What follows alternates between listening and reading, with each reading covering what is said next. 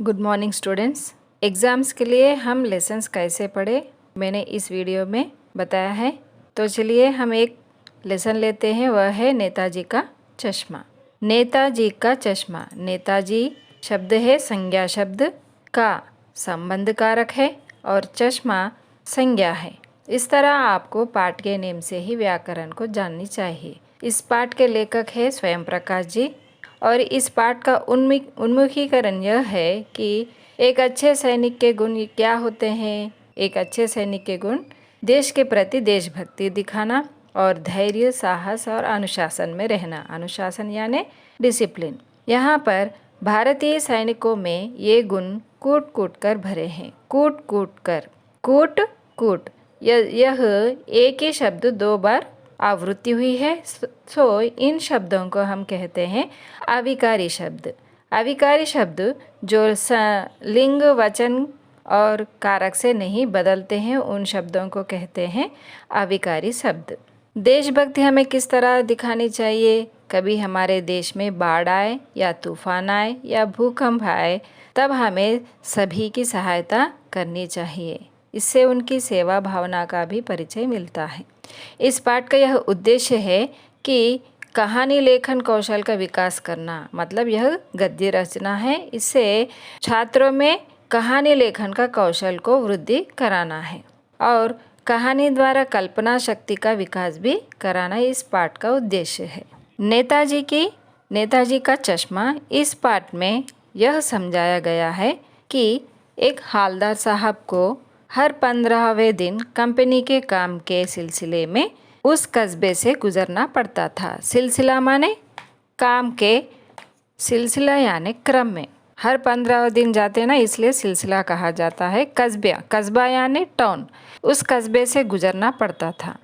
कस्बा बहुत बड़ा नहीं था, मतलब वह टाउन बहुत ही छोटा था। जिसे पक्का मकान कहा जा सके वैसे कुछ ही मकान और जिसे बाज़ार कहा जा सके वैसा एक ही बाज़ार था। पक्का मकान यानी जैसे स्लैब, इस तरह के मकान नहीं थे। जो झोपड़ी पट्टी इस तरह के मकान थे और वहाँ पर उस कस्बे में एक ही बाज़ार था। कस्बे में एक लड़कों का स्कूल था और एक लड़कियों के लिए गवर्नमेंट स्कूल था और वहाँ पर एक सीमेंट का छोटा सा कारखाना यानी फैक्ट्री, 2 ओपन एयर सिनेमा घर। ओपन एयर मतलब वहाँ पर कोई सिनेमा थिएटर का जैसा बनावा नहीं था। वहाँ पर ओपन एयर सिनेमा घर यानी वहाँ पर कोई थिएटर नहीं था, खुले में ही सिनेमा दिखाया जाता था। और वहाँ पर एक नगरपालिका यानी म्यूनिसिपल कॉरपोरेशन। यह नगरपालिका थी पर कुछ ना कुछ करती ही रहती थी। कभी कोई सड़क पक्की करवा दी। सड़क पक्की करवाना यानी रोड खराब हो तो उसे सुधारना। कभी कुछ पेशाब घर बनवा दिए। पेशाब घर यानी शौचालय, वॉशरूम्स बनवाना। कभी कबूतरों की छतरी बनवा दी तो कभी कवि सम्मेलन करवा दिया। इसी नगरपालिका के किसी उत्साही बोर्ड या प्रशासनिक अधिकारी ने एक बार शहर के मुख्य बाजार के मुख्य चौराहे पर नेताजी सुभाष चंद्र बोस की एक संगमरमर की प्रतिमा लगवा दी। प्रशासनिक यानी एडमिनिस्ट्रेटिव मेंबर ने क्या सोचा कि शहर के मुख्य बाजार में चौराहा मतलब वहाँ पर 4 राहों का मेल हो। एक्स रोड या तो 4 रोडों का जो पॉइंट होता है उसे चौराहा कहते हैं। यह समाज भी बनता है चौराहा, 4 राहों का समूह। यहाँ पर द्विगु समास बनता है। पर नेताजी सुभाष चंद्र बोस की एक संगमरमर यानी जो मुलायम होता है, पत्थर चिकना होता है, मार्बल्स, उन्हें कहते हैं संगमरमर की प्रतिमा लगवा दी गई थी। यह कहानी उसी प्रतिमा के बारे में है, बल्कि उसके भी एक छोटे से हिस्से के बारे में है। यहाँ पर प्रतिमा किसकी लगाई गई है? सुभाष चंद्र बोस जी की। पूरी बात तो अब पता नहीं, लेकिन लगता है कि देश के अच्छे मूर्तिकारों की जानकारी नहीं होने और अच्छी मूर्ति की लागत और अनुमान और उपलब्ध बजट से कहीं बहुत ज़्यादा होने के कारण काफ़ी समय ऊहापोह और चिट्ठी पत्री में बर्बाद हुआ होगा। तो यहाँ पर मूर्ति लगाने के लिए कोई अच्छा मूर्तिकार यानी मूर्ति बनाने वाले नहीं मिले, उपलब्ध नहीं हुए। और ऊहापोह गया तर्क वितर्क करना, मतलब डिस्कशंस करने में क्या हो गया, वहाँ पर देरी हो गई।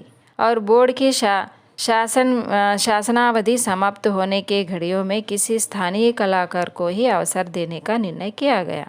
तो यहाँ पर तर्क वितर्क करने पर समय बर्बाद हो गया और मूर्ति लगाने के लिए कोई मूर्तिकार नहीं मिले। तो यहाँ पर इन्होंने क्या सोचा, प्रशासन की ने शासनावधि समाप्त, मतलब जो समय जो सोचा था, जिस समय में इस मूर्ति को लगाने के लिए सोचा था, वह समय समाप्त हो गया था। और अंत में कस्बे के इकलौते हाई स्कूल के मास्टर जो ड्राइंग मास्टर थे, वह उनका नाम था मोतीलाल, उनको सौंप दिया गया कि इस मूर्ति को बनाने के लिए, जो महीने भर में मूर्ति बनाकर पटक देने का विश्वास दिला रहे थे। पटक देना यानी तैयार करने का विश्वास दिला रहे थे। जैसा कि कहा जा चुका है कि मूर्ति संगमरमर की थी। टोपी की नोक से कोट के दूसरे बटन तक कोई 2 फुट ऊंची। की, यहाँ पर बड़ी ई की मात्रा है ना, की, यह वाक्य में कब आ रहा है, इसे भी आप ध्यान से देखनी चाहिए, क्योंकि इसके लिए भी आपको ऑब्जेक्टिव में की का शब्द कब प्रयोग होता है इस तरह वाक्य देगा, और इस तरह आप पाठ पढ़ेंगे तो आपको समझ में आएगा। जिसे कहते हैं बस्ट, और सुंदर थी। नेताजी सुंदर लग रहे थे, मतलब सुभाष चंद्र बोस जी की मूर्ति आप देखे शायद, उनका जो कॉलर होता है बटन, मतलब पूरा पैक होता है कॉलर, उस तरह उन्होंने बनाया है। कुछ मासूम और कमसीन। कुछ यह शब्द अविकारी शब्द है, मतलब यहाँ पर एक ही शब्द बार बार आवृत्ति हुई है, तो उन शब्दों को कहते हैं अविकारी शब्द। मासूम और कमसीन, मतलब जिसे मासूम की बच्चों की तरह मासूम और दिख रहे थे। फौजी यानी जो मिलिट्री में होते हैं उन्हें कहते हैं फौजी। मूर्ति को देखते ही दिल्ली चलो और तुम मुझे खून दो, मैं तुम्हें आज़ादी दूंगा, इस तरह के नारे हमें याद आएंगे। इस दृष्टि से यह सफल और सराहनीय प्रयास था। सराहनीय का अर्थ है प्रशंसनीय, तारीफ करने के लायक। केवल एक ही चीज़ की असर थी जो देखते ही खटकती थी। खटकना मतलब उसी विषय के बारे में हमेशा सोचना। नेताजी की आंखों पर चश्मा नहीं था, यानी चश्मा तो था लेकिन संगमरमर का नहीं था। क्यों? क्योंकि वह सारी मूर्ति किससे बनाई गई थी? संगमरमर पे। तो फिर वह चश्मा भी उसी पत्थर से बनाया जाना था, परंतु ऐसा नहीं हुआ। एक सामान्य और सचमुच के चश्मे का चौड़ा काला फ्रेम मूर्ति को पहना दिया गया था।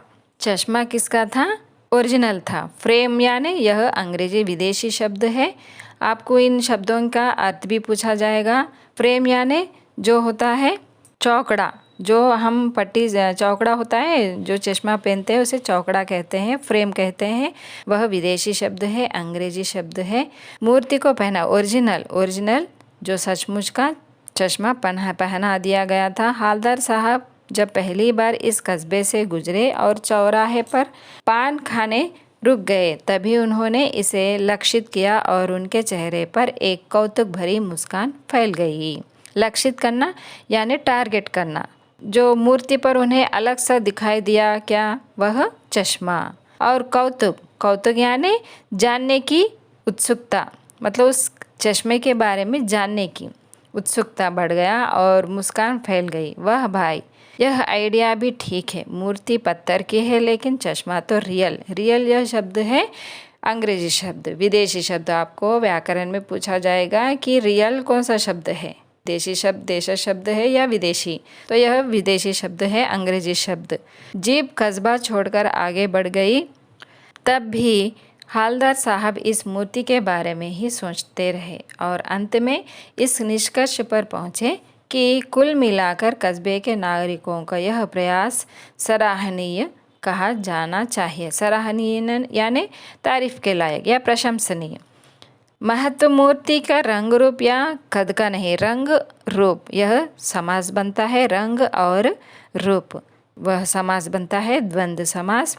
उस भावना का है, वरना तो देशभक्ति भी आजकल मजाक की चीज़ होती जा रही है। देशभक्ति यह शब्द भी समास के अंदर आ जाएगा। देश के प्रति भक्ति या देश की भक्ति भी कह सकते हैं, देश के लिए भी भक्ति कह सकते हैं। यह तत्पुरुष समास बनता है।